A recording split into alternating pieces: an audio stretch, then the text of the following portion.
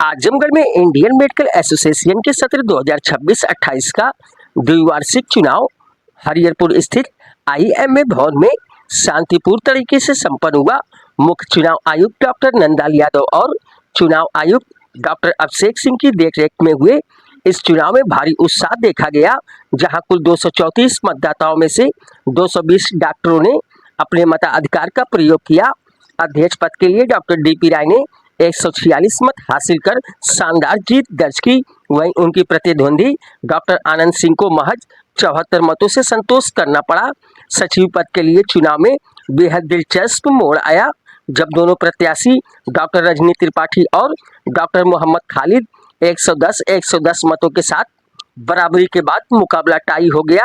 निवर्तमान अध्यक्ष डॉक्टर निर्मल श्रीवास्तव ने बताया कि अंत में डॉक्टर खालिद की सहमति और कार्यकारिणी के निर्णायक फैसले के बाद सचिव पद पर डॉक्टर रजनी त्रिपाठी को विजयी घोषित किया गया। कोषाध्यक्ष पद पर डॉक्टर फरहान अहमद पहले ही निर्विरोध निर्वाचित हो चुके हैं।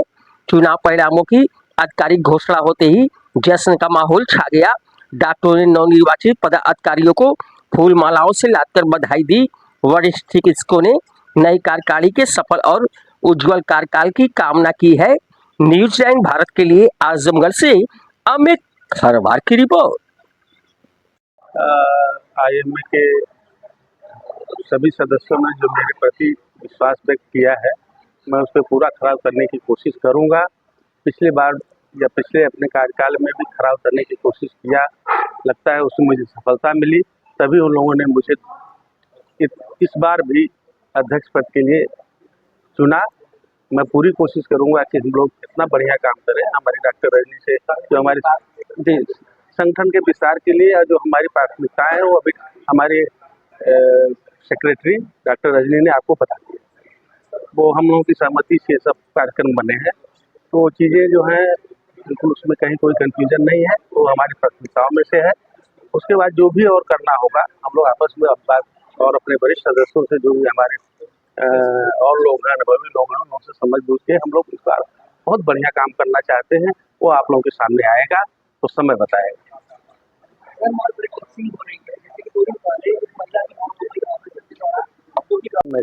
प्रेसिडेंट और सेक्रेटरी अनअपोज्ड रहे हैं 2 साल के लिए, तो आईएमए जो हमेशा महिलाओं का सम्मान करती है, और आईएमए की जब फाउंडेशन हुई, उसमें जब मतलब आईएमए एक्टिव हुई, उसमें भी हमारी महिला सदस्यों का, डॉक्टर हेमबाला का और डॉक्टर स्वास्थी का, डॉक्टर इन लोगों का बहुत ही योगदान रहा। डॉक्टर फुरकान हैं, तमाम लोग हैं जिन लोगों का योगदान इसमें रहा, जो आज तक ये ऊंचाई तक हम लोग पहुँचे हैं। तो फिर महिलाओं का योगदान पुरुषों से कहीं से कम नहीं।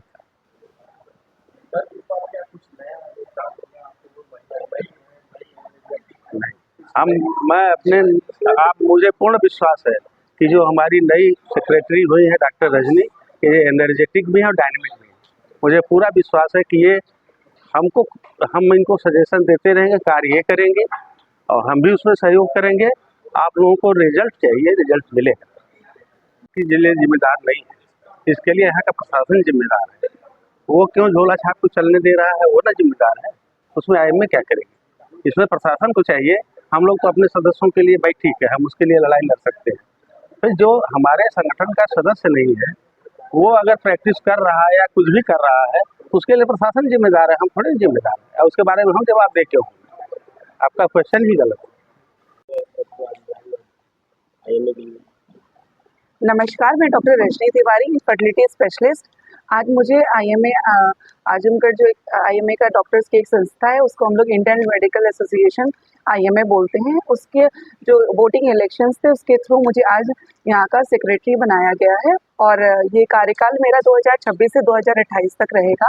इसके लिए मैं सबसे पहले जो भी हमारे आईएमए के मेंबर्स हैं, जो डॉक्टर्स हैं, जिन्होंने मुझ पे भरोसा जताया है, इतने कम सालों में मुझे इस काबिल समझा है कि मैं इतनी बड़ी चीज़, इतनी बड़े पद के लिए आगे कार्य कर सकती हूँ, ये भरोसा जताया, तो मैं पूरी कोशिश करूँगी कि मैं आगे उनके भरोसे पे अच्छे से काम करूँ।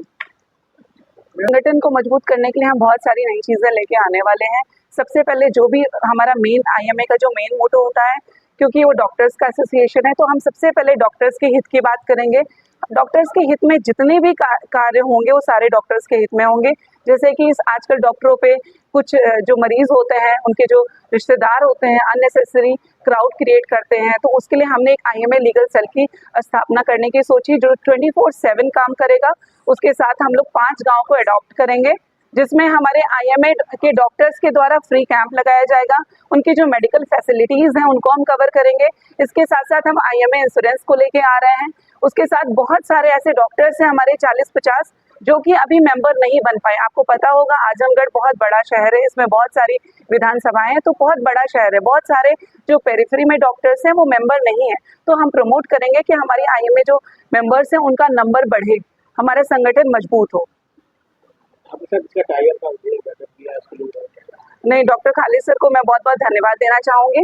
और बेसिकली टाई अप के बाद एक लॉज होता है, उसके तहत जो प्रेसिडेंट जिसको वोट करता है तो उसी में डिसाइड होता है, तो प्रेसिडेंट सर का वोट था, लेकिन उसके पहले ही डॉक्टर खालिद सर ने बड़प्पन दिखाया और मुझे आशीर्वाद दिया और उन्होंने बैकआउट किया। उनके लिए मैं बहुत बहुत थैंक यू बोलना चाहूँगी। हाँ, तो महिलाएं मुझे लगता है ज़्यादा बेहतर संभालती हैं, क्योंकि 24/7 उनके दिमाग में बहुत सारी चीज़ें चलती हैं। और मुझे लगता है आदमी भी उतने अच्छे होते हैं और महिला भी उतनी अच्छी होती। वो हमारी एनर्जी है, हमारा विजन है, वो हमें डिफ्रेंशिएट करता है। तो हम ये जो डिफरेंस करते रहते हैं महिला है और पुरुष है, ये नहीं होना चाहिए। दोनों इक्वली कैलिबर दोनों में होता है, बस वो विजन और वो कितनी मेहनत के साथ कौन क्या काम करता है इस पर निर्भर करता है। और सभी हमारे मीडिया बंधु सभी का बहुत बहुत आभार। जैसा कि सुभाष जी ने थोड़ा सा बताया है कि 15 जुलाई को